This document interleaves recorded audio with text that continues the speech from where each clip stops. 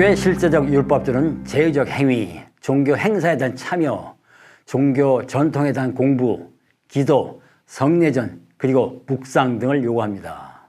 그것들은 도덕적인 복종, 비인간적인 자기 통제와 고행, 우리의 한계를 넘어서는 사람과 일들에 대한 헌신, 우리의 능력을 넘어서는 개념과 의무들에 대한 순종, 한없는 자기 부정, 그리고 한없는 자기의 완성 등을 요구합니다. 그러나 바로 그것 때문에 우리 존재 안에서 균열이 발생합니다. 완벽은 비록 그것이 진리라고 할지라도 우리의 능력을 벗어나며 우리와 맞서며 우리를 심판하고 정죄하기 때문입니다. 이런 완벽주의자들, 청교도들, 그리고 도덕주의자들에게는 예수조차 우리에게 모든 짐들 중 가장 무거운 짐인 그분의 율법을 부과하시는 종교적 율법의 교사가 됩니다. 우리 모두는 예수를 새로운 종교의 창설자, 즉 더 정교하고 사람들을 더 속박하는 또 다른 율법을 가져오신 분으로 여김으로써 그분을 영원히 매도할 위험이 있습니다. 그러나 이것은 우리가 예수에 대해 행할 수 있는 가장 큰 왜곡입니다. 폴 딜리 흔들리는 터전에서 가져왔습니다. 20세기 개신교 신학의 대표적인 인물인 파울 틸리히는 설교집을 3권 남겼습니다. 그 중에서 흔들리는 터전이라는 제목이 붙은 설교집을 저는 개인적으로 가장 좋아합니다. 그 안에서 한 구절을 가져왔는데요. 조금 길기는 하지만 한 구절도 뺄 수 없이 문단을 송두리째 들고 왔습니다. 종교로서의 그리스도교에 대한 적나라한 비판입니다. 종교를 옹립하는 형식과 제도가 종교의 본래 취지를 무색할 정도로 밀어내니 본말 전도가 극에 달한 상황이라고 개탄하고 있는데요. 특히 이를 명분으로 해서 종교 형식이 내세우는 완벽에 대해서 던진 질타는 통쾌하기까지 합니다. 돌이키건대 종교와 도덕에서 완벽주의 이념들이 인간을 얼마나 옥조이고 억눌러 왔는가요? 율법주의로도 불리는 종교적 강박들을 일상에서 얼마나 쉽게 볼 수 있으면 종교는 신격 강박증이라고 하는 비판까지 나왔을까요? 이렇게 본다면 틸리히가 열거한 항목들은 어느 하나도 건너뛸 것 없이 조목조목 살피고 음미해야 할 것들입니다. 우리 주위에서 너무도 쉽게 볼 수 있으니 예배와 행사에 대한 참여를 독려하다가 강요하기까지 하는 분위기로 지배된 종교 현실은 분노를 일으키다 못해 슬프기까지 합니다.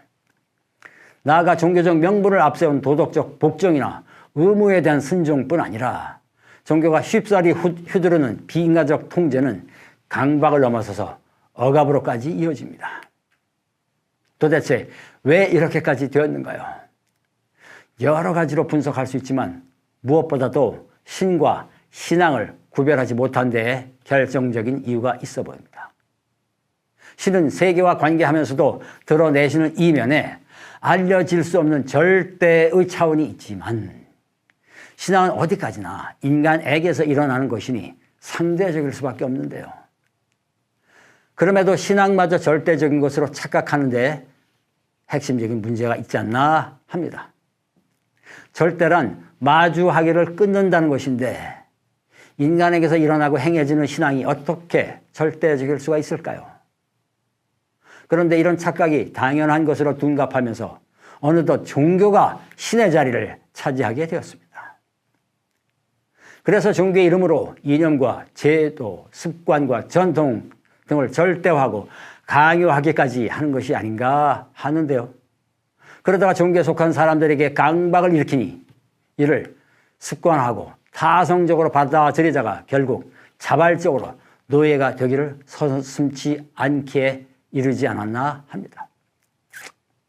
이런 왜곡의 역사에 대해서 사실상 일찍부터 저항이 있었는데요. 그리스도교가 지배했던 중세를 거친 서구에서는 근대로 넘어와 과학이 이끄는 세속화가 종교를 벗어나는 탈종교화의 방향으로 본격적으로 전개되었었습니다. 더 나아가 잘 아시는 대로 짧은 근대를 뒤로 하고 종교에 대한 혁명적인 반동이 우리 시대인 현대의 서주를 반종교로 장식했었죠. 이때 등장한 대표적인 인물들이 폴바흐, 마르크스, 니체, 프로이트 같은 분들입니다. 그러나 이도 잠시였으니 오늘날에는 아예 종교에 대한 무관심을 뜻하는 무종교가 지배적인 대세를 이루고 있는데요. 한 세기 반 전에 불일 듯 일어났던 종교에 대한 비판과 반동은 그래도 종교에 대해 애정과 관심을 갖는 태도였죠. 그런데 1960년대부터 본격적으로 일어난 무종교의 정서는 종교의 존재 가치를 부정하는 무관심이 그 중요한 특징입니다. 근대로부터 시작하여 오늘에 이르는 탈종교, 반종교, 무종교라고 하는 일련의 과정은 여러 가지 이유가 있겠지만 위와 같은 비판을 받을 수밖에 없는 도덕주의와 완벽주의로 똘똘 뭉친 종교주의가 가장 큰 원인이 아닐까 합니다. 그런데 아직도 예수를 종교적인 율법 교사로 각색하고 복종의 이름으로 맹종을 강요하며 봉사를 구실로 희생을 독려하는 방식으로 종교가 먹혀들고 있는 것이 우리가 보고 있는 현실이 아닌가 합니다. 그런데 이런 문제들은 종교 지도자들에게만 해당하는 것은 아닐 텐데요. 더 많은 종교인들이 평안을 대가로 종교에 맹목적으로 복종하고 있기 때문입니다. 말하자면 참된 믿음의 길을 향한 고민이나 결단 없이 천당에 갈 수 있는 편리한 매뉴얼이나 원하는 종교인들의 행태도 이를 더욱 가중시키는 것으로 보입니다.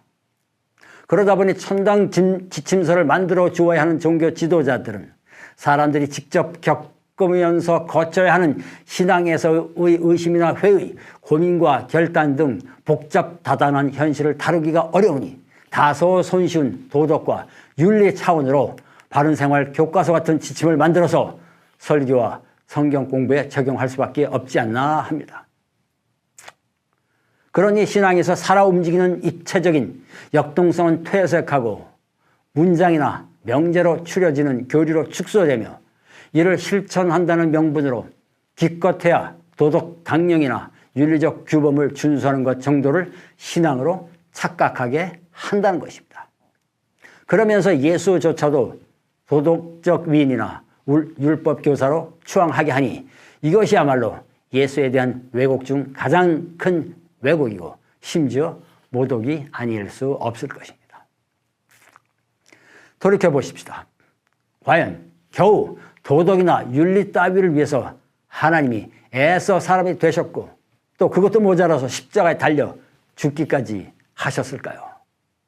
이런 물음과 함께 우리는 우리 자신도 혹시 그러고 있는 것은 아닌지 되돌아 살필 일이 아닌가 합니다. 감사합니다.